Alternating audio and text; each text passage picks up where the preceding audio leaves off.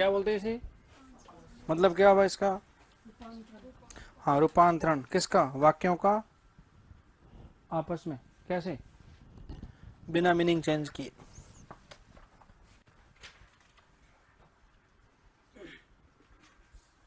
अब जानते ट्रांसफॉर्मेशन में क्या क्या चीज़ें आती पहले वो पता करते हैं एक बार, ठीक बात है, क्या क्या टॉपिक आ सकते हैं इसमें। तो इसका 70% तो आपने पढ़ लिया है, 30% आपको इसका पढ़ना है। इसमें क्या क्या आता है ट्रांसफॉर्मेशन, वो देखिए आप। सबसे पहले क्या पढ़ा था पता है,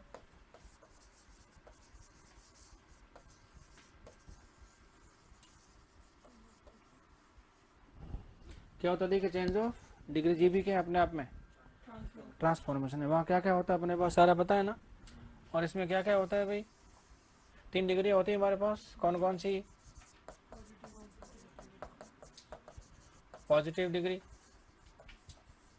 दूसरी क्या होती है आपकी कंपैरेटिव डिग्री,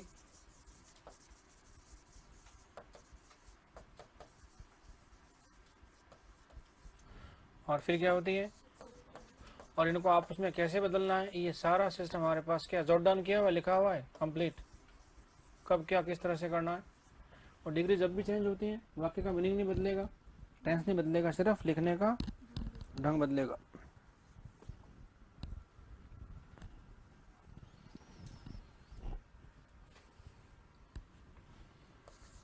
अच्छा दूसरा क्या आता है देखिए इसमें ट्रांसफॉर्मेशन में आपका,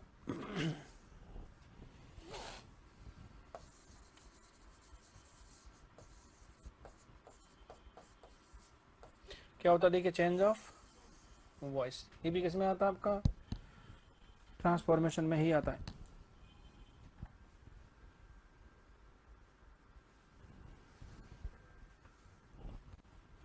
अब इसमें 2 चीजें होती है ना आपके पास, क्या,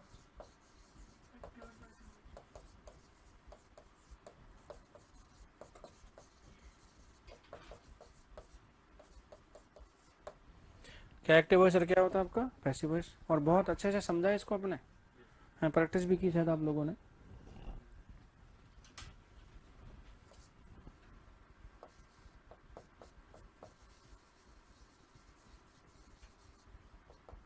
फिर क्या होता है देखिए नरेशन,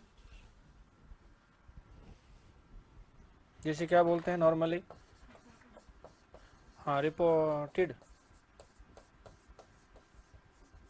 स्पीच। इसमें 2 चीजें होती है हमारे पास, कौन कौन सी, डायरेक्ट स्पीच, और दूसरा क्या होता है, इनडायरेक्ट स्पीच।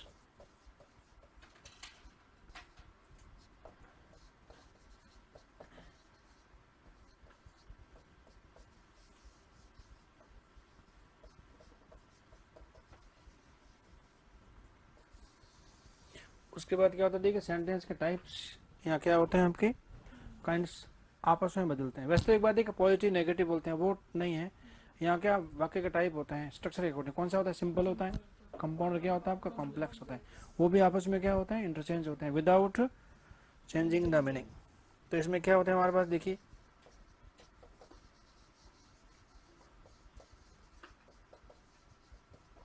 सिंपल सेंटेंस, फिर क्या होता है देखिए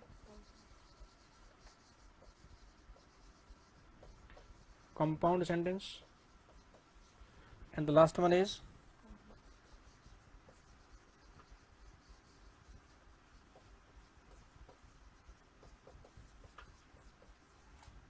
इनको भी क्या करना होता है आपस में बदलना होता है जिससे मीनिंग चेंज नहीं हो।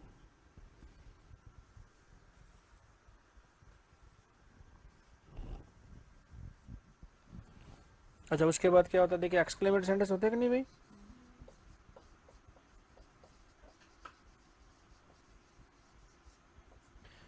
अब इसमें देखिए एक्सक्लेमेटरी क्या करना, स्टेटमेंट बनाएंगे, स्टेटमेंट से क्या बनाएंगे आप एक्सक्लेमेटरी, इनको भी आपको आपस में बदलना होता है। तो वो सेंटेंसेस टाइप से उनको भी आपस में बदलना पड़ता है बिना मीनिंग चेंज के, वो भी किस में आता है आपका ट्रांसफॉर्मेशन में ही आता है।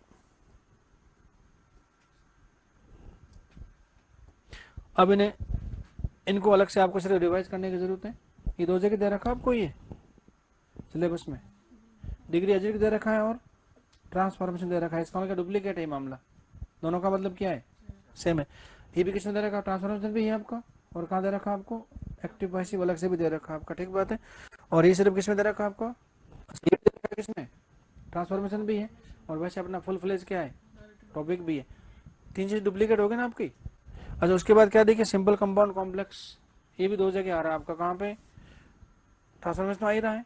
और वैसे कंजंक्शन टाइप है, वो इससे जुड़ा हुआ सारा का सारा मामला है। तो वैसे बताया था मैंने आपको, जब किसी वाक्य में कंजंक्शन है ही नहीं, एक ही सब वर्ब आपके फाइनाइट है, तो क्या होता है, सिंपल होता है। दो वर्ब कैसे होगी आपके, फाइनाइट होगी, ठीक है। और जुड़ा किससे होगा मामला, कोऑर्डिनेटिंग कंजंक्शन से, तो क्या बनेगा आपका, कंपाउंड बनता है। और दो फाइनाइट वर्ब होती है, और क्या होता है कंजंक्शन आपका सबऑर्डिनेटिंग, तो क्या बनाता है आपका, कॉम्प्लेक्स सेंटेंस बनाता है। तो सारा डिपेंड किस पे करता है, कंजंक्शन पे। तो कंजंक्शन का टॉपिक क्लियर है, तो सिंपल कंपाउंड कॉम्प्लेक्स बहुत आसान है। और कंजंक्शन पढ़े बगैर यदि आप कौन सा टॉपिक ले रहे हैं, ये बोला, तो फिर नहीं हो सकता। तो नॉर्मली क्या होता है पता है, शुरू में लेते हैं, कहते हैं आओ ट्रांसफॉर्मेशन करते हैं, और जानकारी है नहीं किसकी, कंजंक्शन की, और फिर रटना पड़ता है। और कितने रटोगे आप, अरे 10 20 50 रट लोगे, पता नहीं कौन सा क्या आ जाएगा। तो ऐसा नहीं, सिस्टमेटिक ढंग से काम करेंगे सारा हो जाएगा। अब इस चीज को करने के लिए क्या करना पड़ेगा आपको, कुछ फ्रेजेस पढ़ने पड़ेंगे आपको। और फ्रेज कौन से होंगे आपको पता है ना, अभी तक आपने पढ़ा ना, single word noun, single word adjective, single word क्या था आपका, एडवर्ब, ठीक है। अब उसका वर्ड ग्रुप बना तो क्या बन जाएगा अब, अरे फ्रेज बन जाएगा वो, तो क्या बन जाएगा, नाउन फ्रेज, फिर क्या होगा, एडजेक्टिव फ्रेज, फिर क्या होगा आपका, एडवर्ब फ्रेज।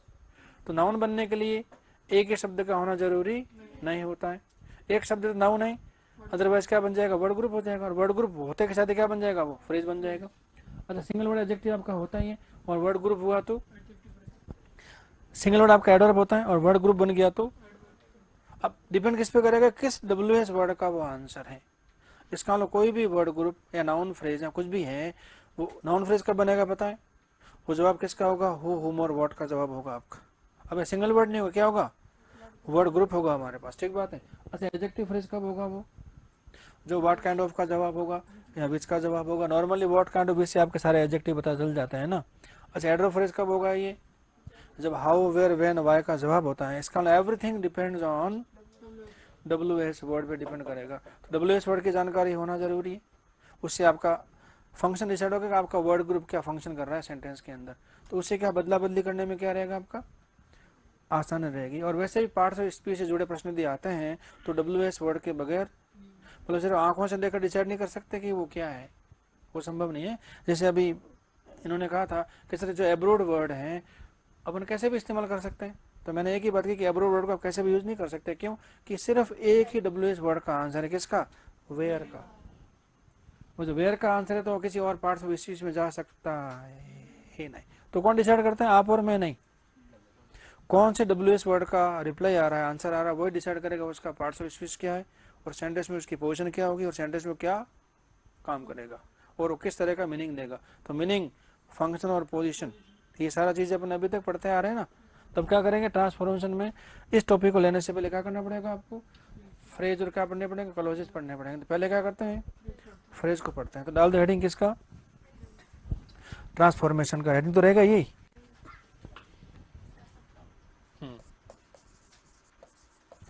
मतलब ट्रांसफॉर्म करने से पहले क्या करते हैं, उसका जो बेस है वो तैयार करते हैं।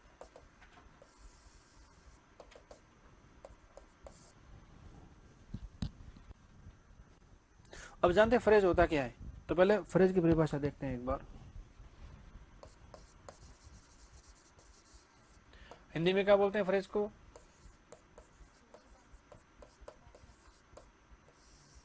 इसे क्या बोलते हैं, वाक्यांश बोला जाता है। और वाक्यांश का मतलब क्या हुआ, ग्रुप ऑफ वर्ड होता है।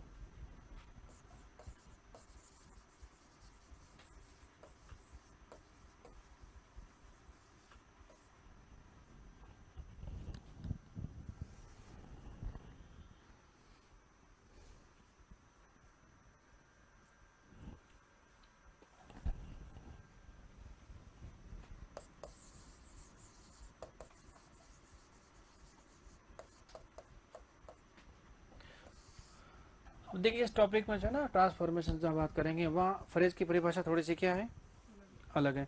MS में पढ़ेंगे वहाँ पे फ्रेज का मामला थोड़ा सा क्या होगा, हाँ थोड़ा सा डिफरेंट है, क्योंकि हर टॉपिक अपने हिसाब से काम करेगा, उनका मिंगलिंग नहीं कर सकता, अब उनको मिक्सअप मैशअप नहीं कर सकते उनको, ठीक है। तो क्या होगा देखिए,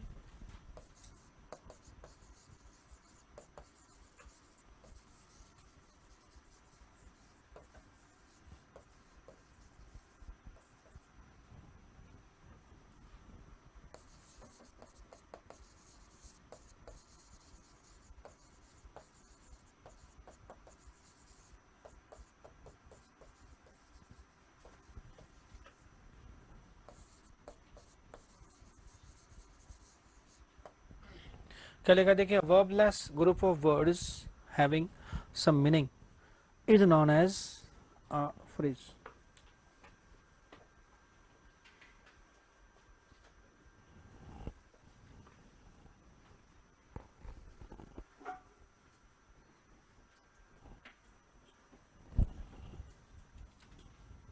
अब जानते वर्बलेस का मीनिंग क्या होगा?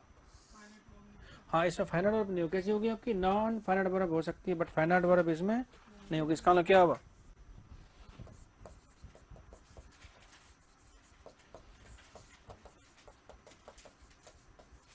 और फाइनाइट वर्ब आगे तो जानते क्या हो जाएगा? वो तो वाक्य बन जाएगा आपका। लेकिन यहाँ किसकी बात कर रहे हैं अपन? फ्रेज की। इसका मतलब verbless group of words having क्या होगा? Some meaning. वो क्या कहलाता है आपका? फ्रेज कहलाता है। अब फ्रेज क्या काम कर सकता है? तो फ्रेज कभी नाउन बन जाता है, कभी एडजेक्टिव, कभी क्या बन जाएगा आपका? एडवर्ब बन जाएगा। तो फ्रेज के काम क्या होंगे?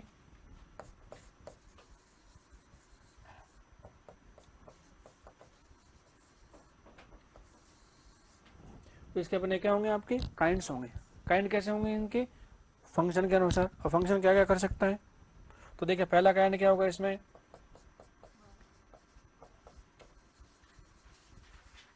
Noun phrase. दूसरा क्या हुआ?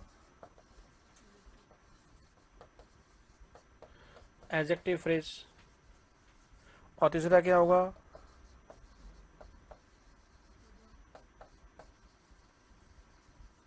Adverb phrase. तो देखिए, नाउन फ्रेज, एडजेक्टिव फ्रेज, क्या होगा आपका? एडवर्ब फ्रेज हो गया।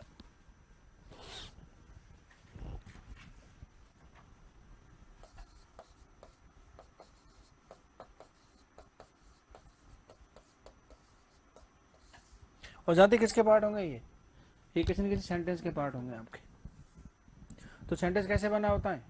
फ्रेज से बना होता है। फ्रेज कैसे बना होता है? अरे वर्ड से बना होता है, ठीक है।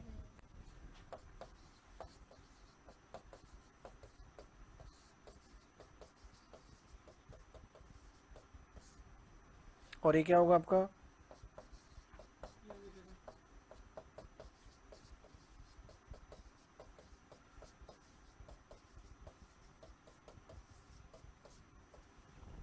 तो देखिए, नाउन फ्रेज, एडजेक्टिव फ्रेज, और क्या होगा आपका?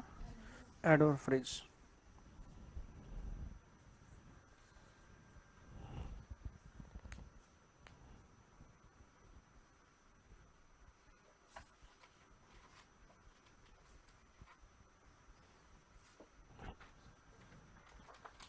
जानते हैं नाउन फ्रेज किसका आंसर होगा आपका?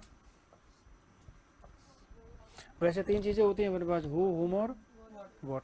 और फ्रेज की बात करते हैं तो नॉर्मली उसमें व्यक्ति का जिक्र कम होता है। तो क्या होगा ये नॉर्मली किसका आंसर होगा आपका? व्हाट का आंसर होगा आपका। और व्हाट का आंसर आपका सब्जेक्ट भी हो सकता है, ऑब्जेक्ट भी हो सकता है जरूरत के अनुसार।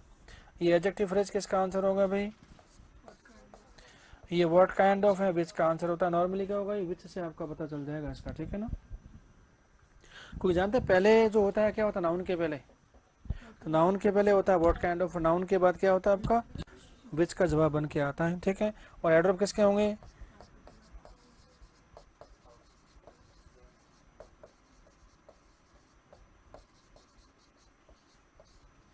ये क्या होते हैं आपके? हाउ, वेयर, व्हेन और वाई के आंसर होते हैं। तो आंखों से कैसे दिखते हैं इससे फर्क नहीं पड़ता, किस डब्ल्यू एच वर्ड का आंसर है उससे फर्क पड़ता है।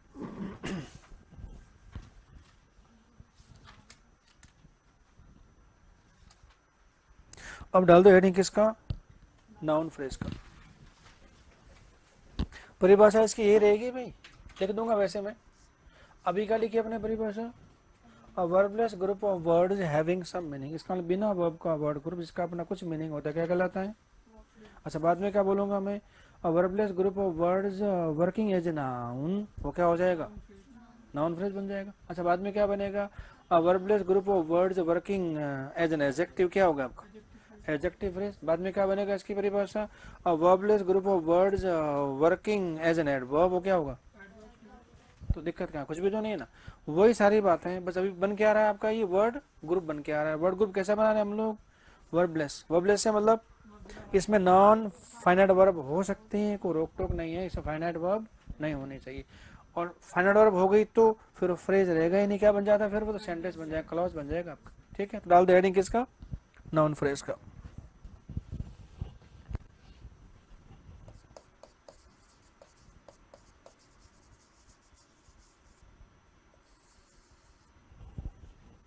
और हिंदी में नहीं लिख दिया, बार बार लिखने की आवश्यकता नहीं। अब इसकी परिभाषा क्या बनेगी जरा देखिए,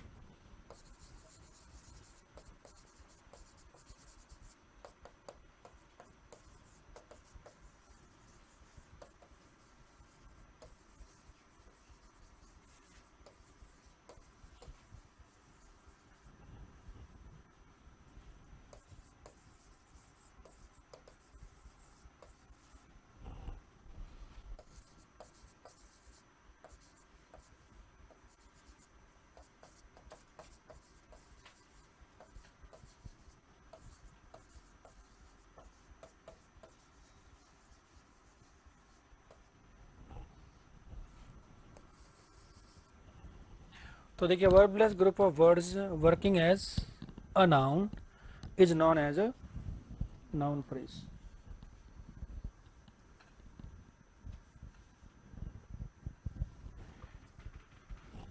ठीक है, और नाउन फ्रेज नॉर्मली किसका होता है, वर्ड का आंसर होता है।